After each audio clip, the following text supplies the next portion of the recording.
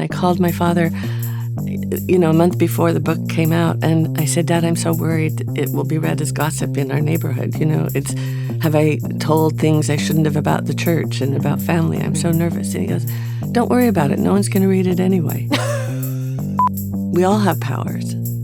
And I think we all tamp them down so that we're not too big, we're not too much, we're not too smart, we're not too sensitive.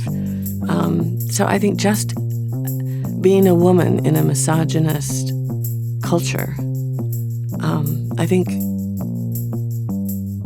don't know if we have to prove we're not crazy, but we're always being asked if we are. Yeah. Or treated as if we are. I'm Rachel Martin, and this is Wildcard, the show where cards control the conversation. My guest this week is the writer Terry Tempest Williams. I first met Terry Tempest Williams about 25 years ago at a writers' conference I was covering as a young reporter.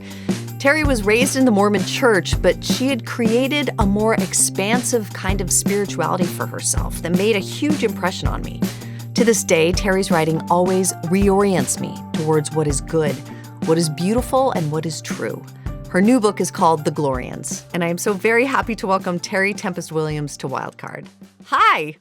Hi, Rachel. It's so good to see you. It's so good to see you. I have on my cowboy boots in honor of our shared Interior West. Interior West. Okay, so we're going to get right into it. Memories, round one. Terry, I'm going to hold up 3 cards. You just pick randomly, okay? 1, 2, or 3. However the spirit moves you. 1, 2, 3. Mm-hmm. Let's say 1. Let's do it.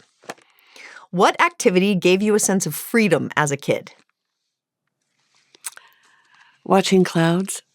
I don't know if that would be viewed as an activity, Totally. In terms of physicality, but I do remember lying on our front lawn for hours watching clouds. Really? And just shapeshift and seeing animals morph into birds, morph into fish, alligators, profiles of people that I knew. It was a companion to my imagination. And I felt completely free. Did a grown-up show you how to do that? Or do you remember being instructed in some way about how to use your imagination? Or is it just, you just saw things? It wasn't an instruction. It was being pulled upward, But I do remember my grandmother, we called her Mimi. We would always lay on what she called it was like a chaise lounge, on her couches. Mm-hmm. And we would listen to music or we would listen to bird calls. Mm-hmm. She was quite extraordinary. And then one day I remember she said, Terry, just let your mind go blank. And I tried so hard, Rachel, and my mind would not go blank. And I thought, what is wrong with me? And I just said, Mimi, I can't quiet my mind. I can't. It doesn't go blank.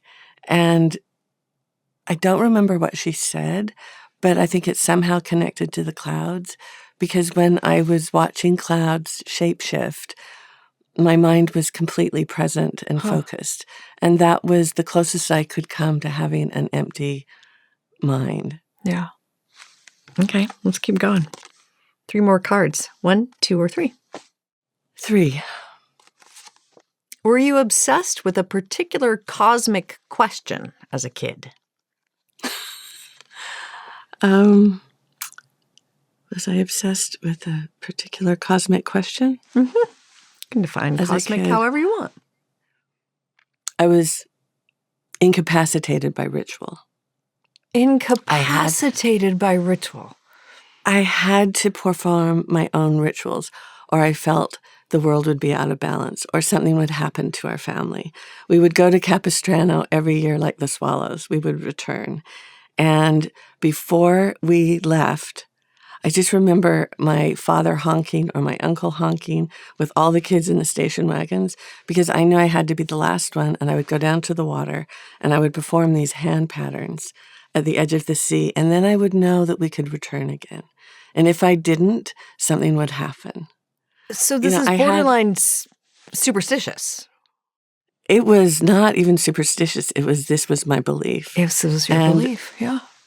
As a child, I really paid attention to those rituals, those patterns. I had a secret life, I think. Yeah. And you just learned how to make your own meaning at such a young age. Because isn't this how we all make meaning in our life? We give significance to certain things and create rituals that make that moment stand out and held in stark relief to every other banality in our life. And you learned how to do that so young. I think that's right. And there's a reciprocity, between our outer world and our inner world. Yeah. That it's deeply personal. I also have to say that Mormonism is a very cosmic religion. Yeah. We're taught early on that you have the capacity to have your own visions. I mean, the church is predicated on a 14-year-old boy that had a vision in the sacred grove so that trees had standing. Mm-hmm. I think our whole family, whether it was the religion, whether it was our own tendencies being out in nature, where, that in itself is filled with rituals. As a family, we would every fall go listen to the elk bugle in Grand Teton National Park. Yeah. And I've heard that. So I think ritual, tradition, reciprocity, generosity all centers around these practices. That's a good one. 3 more cards. 1, 2, or 3? 2. 2. How do you consciously try to emulate your parents? How do I consciously try to emulate my parents? My mother was full of grace. Mm-hmm. She had a wicked sense of humor. Mm-hmm. I think those are 2 qualities that I would hope to emulate from her. Mm-hmm. She was very self-contained, very private. Sometimes I wish she hadn't been so private until at the end when she was dying. Mm-hmm. I think much was revealed. That's where she found her freedom, was I think through her illness, where then she could proclaim her own voice, her own truth. Mm-hmm. Before my mother died, she said to her, "I'm leaving you all my journals." And she told me where they were exactly. And I remember being in bed with her, rubbing her back, and it was a wicked storm outside. And she died a week later under a full moon. And about 3 weeks later, I went and found her journals exactly where she said they would be. 3 shelves full, each one beautifully individual, leather, fabric, painted. I opened the first one, it was empty. I opened the second one, it was empty. The third, the fourth, the fifth, the sixth. Shelf after shelf after shelf, all my mother's journals were blank. What? I don't get it.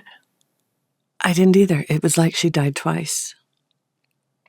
And I remember thinking, why would she consciously tell me she left me her journals, and then only to find all her journals were blank?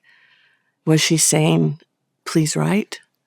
Was she saying, the 2 things the Mormon Church asks of women is that you keep a journal and bear children, and that was her protest? Wow. Or was she living so fully that she didn't have time to write? And but she that was a kept haunting. books. She collected books that one were after another, journals, physical journals that were blank. Blank. Every one of them blank. Every one of them beautiful. And I remember being so stunned. No one was in the house. My father was gone. My brothers were gone. I just gathered them all in my arms like babies and put them in the back of my Subaru and drove home, put them on the shelf, and filled them with the exception of one that I wanted to remember. And it wasn't until I was 54, the age my mother was that she died, that I even remembered that. I buried it so deep. Wow. So when you ask, what do I emulate? It became even more important as a woman to speak the language women speak when there's no one there to correct us, to write what scares us. What did you fill her journals with?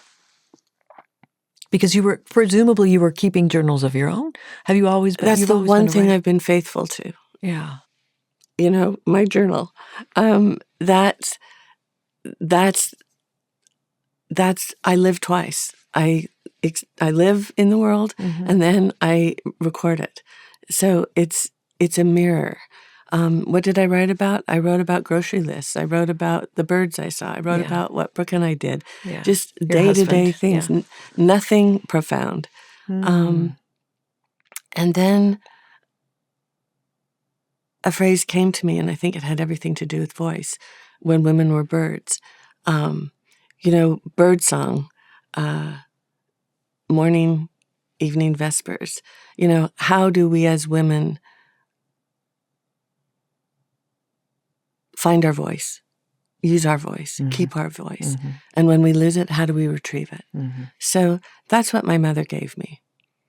I think her silence became her voice, and that became an urgency in my own. With my father, I think what I emulate about my father is he's so honest. He's so, he's all about earth, dirt, shovel, And he's still around, right?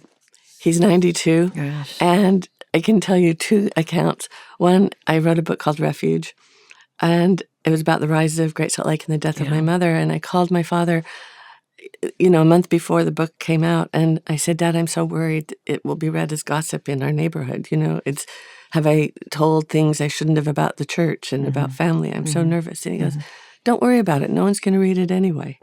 And, or at a Thanksgiving when we were giving blessings, and it actually was comforting. I thought, you're right. Who cares? Right. And then I remember at Christmas, actually, it was Thanksgiving one year, and he just turned to me, and we were talking about what we were grateful for. And he turned to me and he said, Terry, I'm so glad you have a hobby.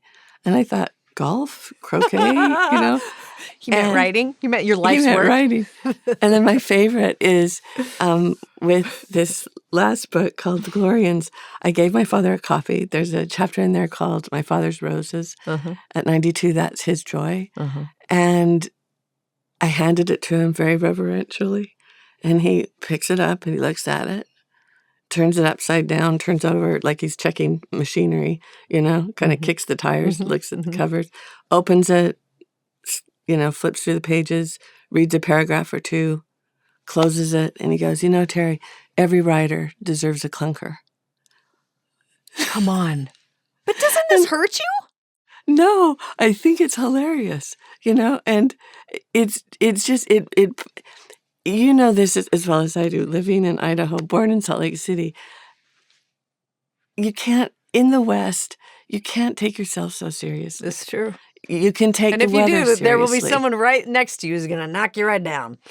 I mean, with real stuff and real work, Yeah. And it always kept me in check. And I think my father is a great leveler. That's the kind way about it. He hurt me in other ways, in terms of anger, and you can't have a name like Tempest and be very calm, but what it gave me a sense of humor. It kept me in check. And it's humbling to work alongside my brothers who've given their bodies to pipelines and gas lines and water lines and sewage lines, and watching how their body breaks down, how they're working 12 hours a day, 16 hours a day in brutal weather, brutal heat. My job is really pretty cushy, and they remind me of that. Let's talk more about your newest book, The Glorians, which is one of these words that I read it and I'm like, that is a word that I haven't heard before, and yet it has a quality that feels like it's always been a word. It felt very familiar. It felt like it should have been. It should already exist, but I'd never heard it, which is sort of what you're doing in your examination of life through this framework of Glorians. I guess we just start by having you define what that means. What is a Glorian? I think it's not so much how to define a Glorian, what a Glorian is, as much as it is to pay attention to what is calling us or what is calling us to attention. And to me, it's a Glorian is when energies are fused or you are met by another and you are fully present with each other.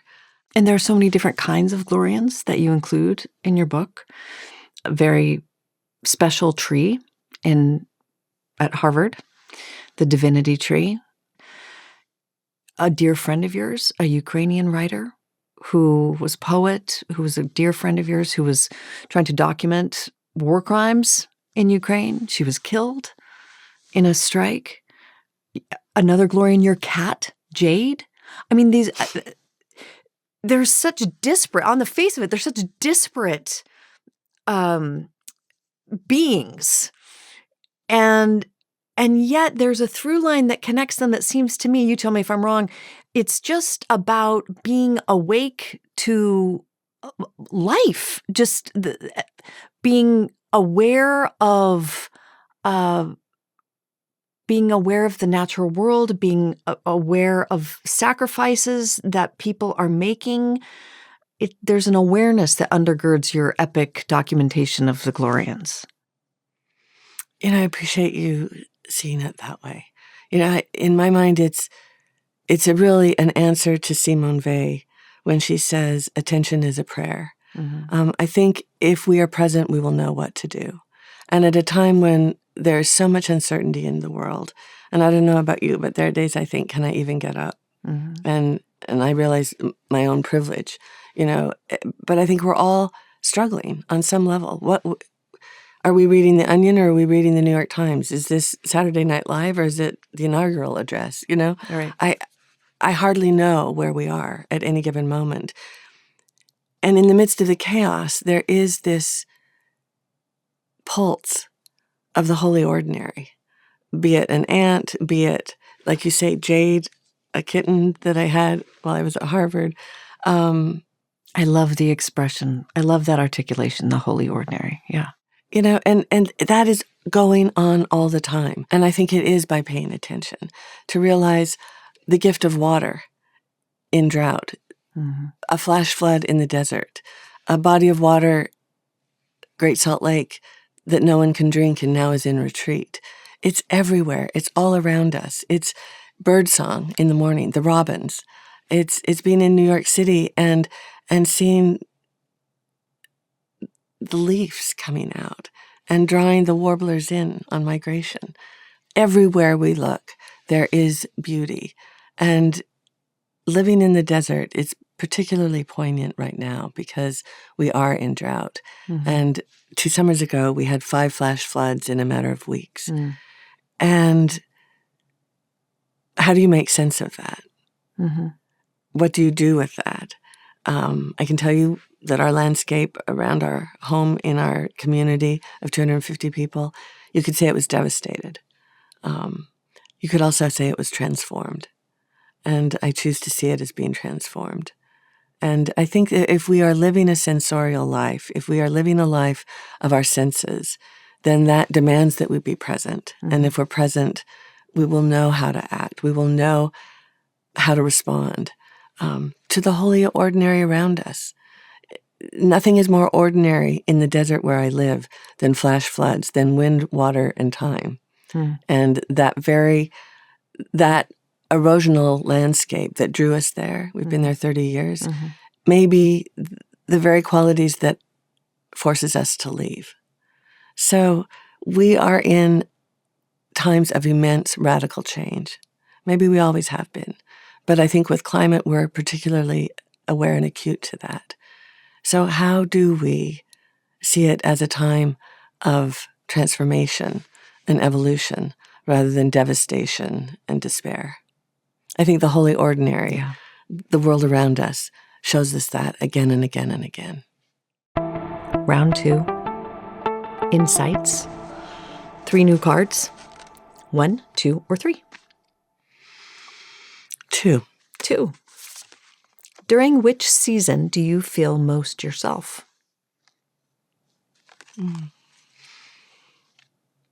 It used to be fall. Yeah. Oh, it's changed. My birthday's in the fall. I love the change. Uh-huh. I love the colors. I love the drama of it. I love the quiet of it. Mm-hmm. But I think now, as I'm getting older, I love the spring. There's something about the new growth, the promise of life. Yeah. Out of the snow, out of the winters. Maybe it's because I've been living in Boston, and so when you see spring, you just say hallelujah. Maybe. Even if it's snowing in April. But I couldn't really. I think summer's my least favorite. I will say that. Same. And that could be desert because 52 days of 100 degrees and 116 last summer. Yeah. Walking back. We had a friend come over and I walked her to her car. And as I was walking back, I thought, what is that flapping sound? And my sandals were delaminating, But why is summer your least favorite? Oh, yeah. I'm just hot. I'm just too hot, Terry. I'm always too hot. I'm so hot all the time. I hate humidity. And I like transitional seasons. I love change. My husband's from San Diego. I could never, ever live there. I need the markers. I need the external natural world to shift around me. So I always love spring and fall, always. And maybe that's the truth, is that maybe as Westerners, we get a chance every 4 times a year to change ourselves, and there's something about the cusp that it's like the ecotone, between the forest and the meadow. It's the cusp, isn't it? I'm with you on spring. Okay. 3 new cards. 1, 2, or 3. I just keep seeing 2 as turquoise. I like it. Let's go.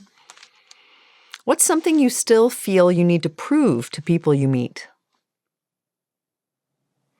What a wild question. Isn't it, though? There's an assumption baked in there that you still feel the need. Maybe you don't. Read the question again. Mm-hmm. What's something you still feel you need to prove to people you meet? I mean, on one hand, I don't think I have to prove anything at this age. But I'll tell you what's in my mind, which is sort of sad. Tell me. What comes into my mind, if I'm honest, the minute you ask that question, is that I'm not crazy.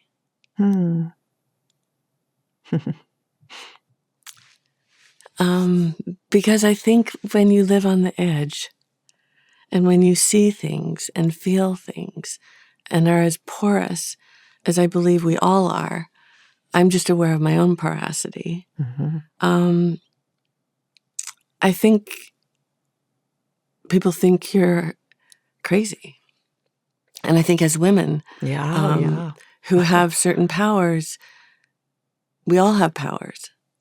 And I think we all tamp them down so that we're not too big, we're not too much, we're not too smart, we're not too sensitive. So I think just being a woman in a misogynist culture, I don't know if we have to prove we're not crazy, but we're always being asked if we are. Yeah. Or treated as if we are. So that's the honest answer. I mean, it's not about proving, but it's understanding that people just say, well, it's her, it's Terry. She's having a vision again, or she's had some peak experience or a mystical experience. It's not anything special. It's just if we pay attention, if we are in love with the world, if we recognize the power of an ant or horny toads, horned lizards that can squirt blood from their eyes, don't mess with me. Right. We're not crazy. We're just alive. Yeah. So I think maybe it's proving to people we are alive. We feel things. We can tell the truth. And we can ask questions. And it makes you unemployable. Unemployable. Yes.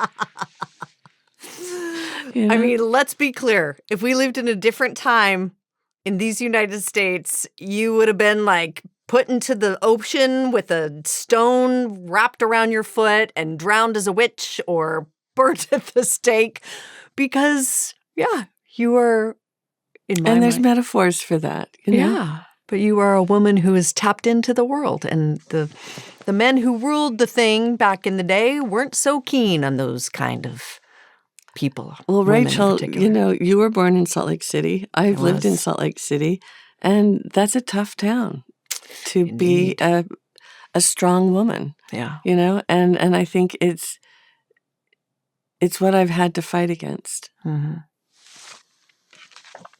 Last one in this round. 1, 2, or 3? 3. How are you with authority? Terry Tempest Williams? I love that. That's my favorite question. Oh, I'm very good. I'm very good with authority. You're lying. I love authority. I know enough about you. So that's just a hilarious question. Give me an example of your relationship with authority, how it may or may not have changed over time. How long is your program? You know, this would be the question I would pass on because it's just hilarious. Let's pause You know, I do not have a healthy respect for authority. And let me just put it this way. It's gotten me in a lot of trouble. I've been to jail many times. Climate protests? Some by climate, some by protesting the Iraq War, and one for speeding in Soda Springs, Idaho. You went to jail for speeding? 38 miles per hour in a 25 miles hour zone. Sunday morning, I'm in my best clothes. I've come from a funeral. And yeah, taken to jail, put in an orange suit. Anyway, it's a long story, but I ended up, they give you paper and a Bic pen without the plastic. And I met some of the most powerful women I've ever met. And we wrote together. Really? And I remember saying, what do we all have in common? And one woman said, we all have orange. And I remember we all wrote essays on orange. And some of them, why do I hate the color orange when red and yellow are my favorite colors? Orange ice, the lipstick I had to clean off my mother's martini glasses every morning. I mean, it was, that's a diversion, but authority. Those women, none of those women had, those women were in jail because of circumstances, not because they did anything wrong, you know? Right. And I just think when you go back to what authority, where is our authority? I do have a problem with authority, and I fight it because I was raised with it. And I saw how unjust it was, whether it was the Mormon Church saying women could not hold the priesthood, whether it was calling Native people Lamanites. I think there's an anger that burns in me about what authority can and does do to people. Yeah. And how that power can be abused. You've seen it went from abused the too many laughter times. Yeah. to what I call sacred rage that is highly motivating. I think it's why I write, Rachel. You didn't want to answer this question, and it's actually so fundamental to who you are. You know? That's why it's a good thing to pass on those, you know. Beliefs. I did not mean to match my t-shirt to these cards. But Speaking now of orange, they feel right? camouflaged. Yes. Okay, beliefs, Terry. 1, 2, or 3? 1. Are you preoccupied with the past, the future, or neither? I think I'm preoccupied with the present. Yeah. You know, what are we going to do today? What does today's choreography look like? I'm here with you. Nothing else is happening today. Just this. Are you truly good at? I mean, of course you are. That is what your writing is. It's like awareness. It's being present to your current circumstances and who's in front of you. And I think I learned that early on. There's been a lot of illness in my family. And if I looked back, it was too sad. And if I looked forward, it was terrifying. Yeah. Because the people I loved wouldn't be there. So I learned very quickly, if I'm present, if it's here, then that's what we can trust. And it will take care of us. So I think the present moment allows us to trust what will follow and to trust that the past brought us here. I remember when I turned 50, I was in Rugerero, a genocide survivors village in Rwanda. Oh. And we had just painted the village with the children. It was an unspeakable sadness in the village. And Lily Ye, an artist, barefoot artist, brought all these paints. We were in there to help with the Red Cross and creating with the village a genocide memorial. And after the village had been painted, it was motorcycles, it was 5-legged cows with huge udders, it was flowers. All the children started dancing and singing. And I remember dancing and singing with 50 children, I've never known such joy in the midst of such unspeakable loss. And I thought, here we are. This is the present moment. This is what the children know. And I thought, what in my life has ever brought me here? And how can I worry about the future when every day is a gift and you can't foresee the future because it's made of these moments. Now, here, nothing else. How do you reconcile that with climate change, with your work on, raising the red flag about what we have wrought and the consequences of our action and inaction? I mean, so much of that work is about the future. But I also think it's how we're living now. We can't change the future if we don't change where we are right here, right now, together. Right. So it's interconnected. I don't see the separations. It's not past, it's not future, it's not present. It's right here, right now. The past brought us here. If we make a future, it will be because of the decisions we make now. Yeah.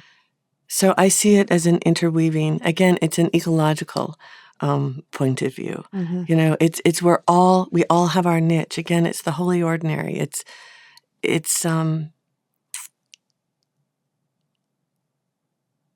seamless. Yeah. I also was just thinking the other day, Rachel, time is so strange, isn't it? In the desert, you're living in time, deep time. You're part of geologic time.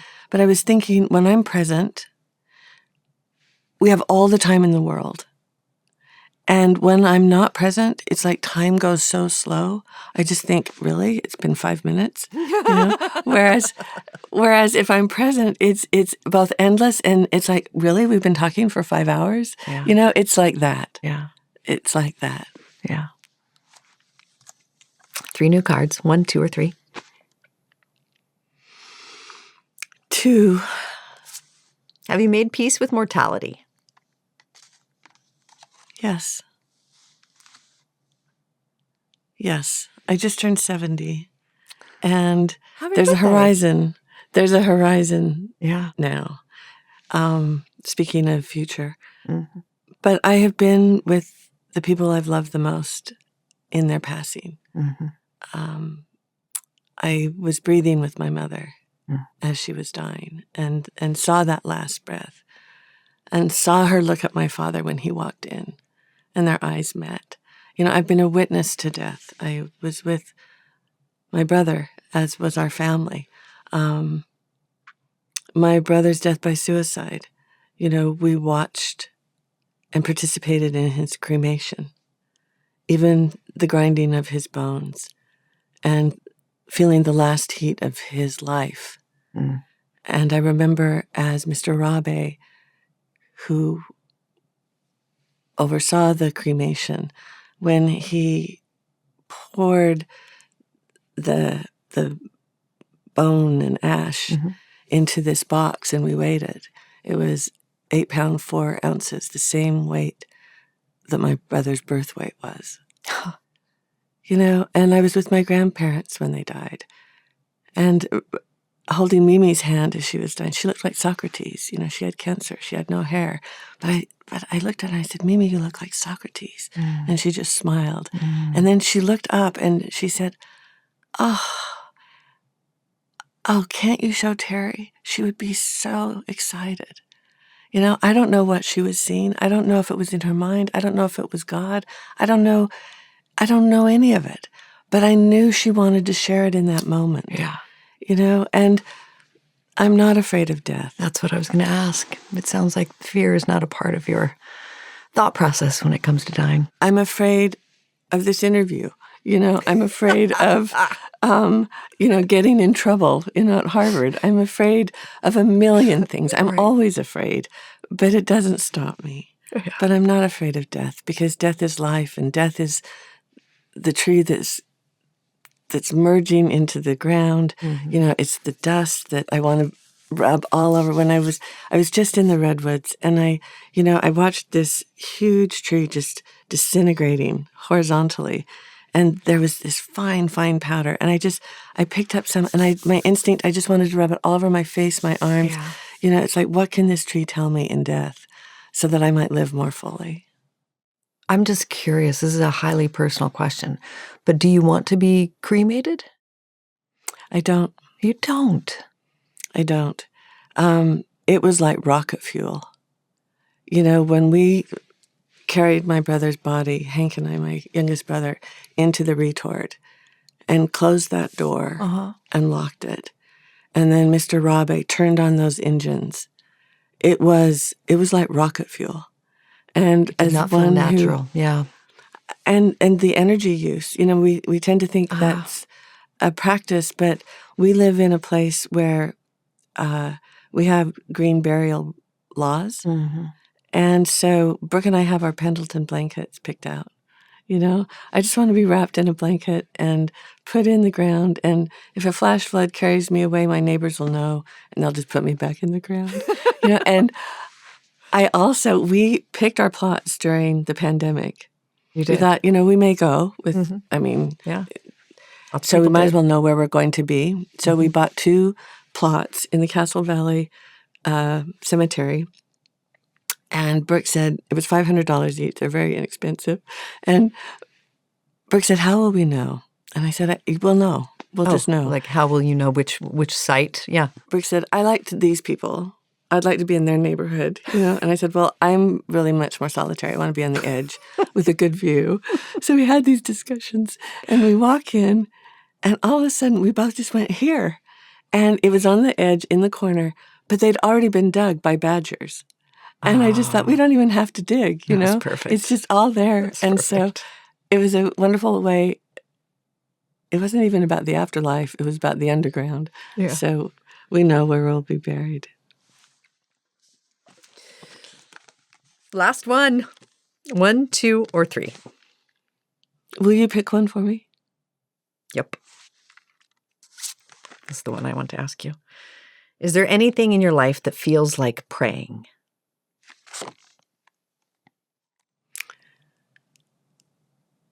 On a good day, writing. Mm-hmm.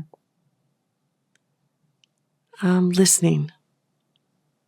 Listening feels like praying to me. What about praying?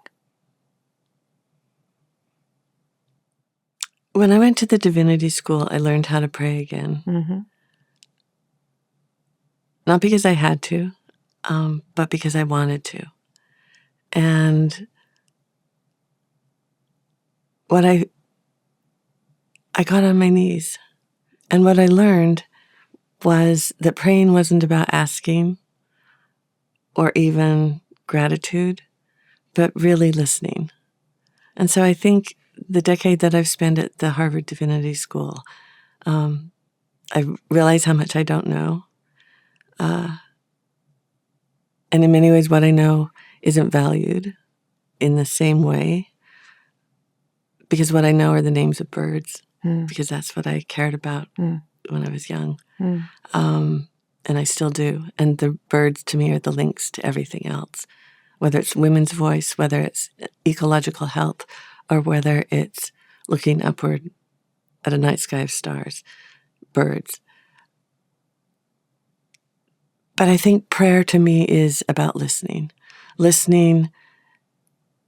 to voices beyond ourselves, listening to the voices within ourselves, and I do think it's plural, and listening to one's deepest questions that no one else can answer, except for by living an authentic life.